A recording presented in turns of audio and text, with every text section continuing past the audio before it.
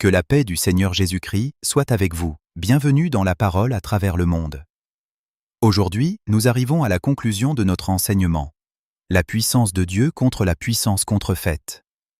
Dans cette dernière partie, nous allons voir un exemple concret du triomphe de la puissance de Dieu. 1.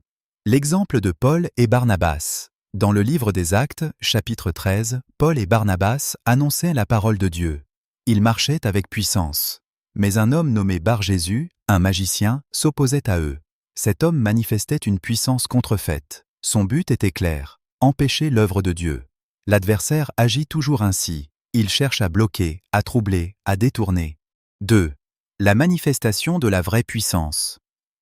La Bible dit que Paul, rempli du Saint-Esprit, regarda cet homme et parla avec autorité.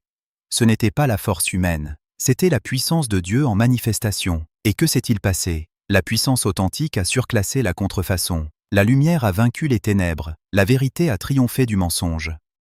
3. Ce que cela signifie pour nous. Ce même Christ qui était en Paul est en nous aujourd'hui. Nous avons vu dans cet enseignement. Il existe deux sources de puissance. Dieu détient la puissance authentique.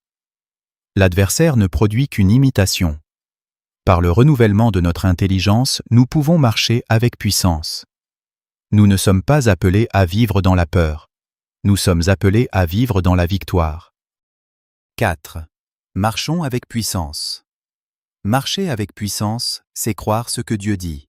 C'est agir selon la parole. C'est refuser la contrefaçon. C'est magnifier la supériorité de la puissance de Dieu sur toute puissance ennemie. Lorsque nous faisons cela, nous devenons une lumière. Seigneur notre Dieu, merci pour ta puissance authentique. Merci pour Christ en nous. Aide-nous à discerner la vérité, renouvelle notre intelligence, fortifie notre foi, que nous marchions chaque jour avec puissance, avec assurance, avec victoire, au nom de Jésus-Christ. Amen. Allons donc de l'avant, comme Paul et Barnabas, en marchant avec puissance. Si ce message vous a béni, abonnez-vous à la parole à travers le monde. Partagez cette parole afin qu'elle atteigne les nations. Que Dieu vous bénisse.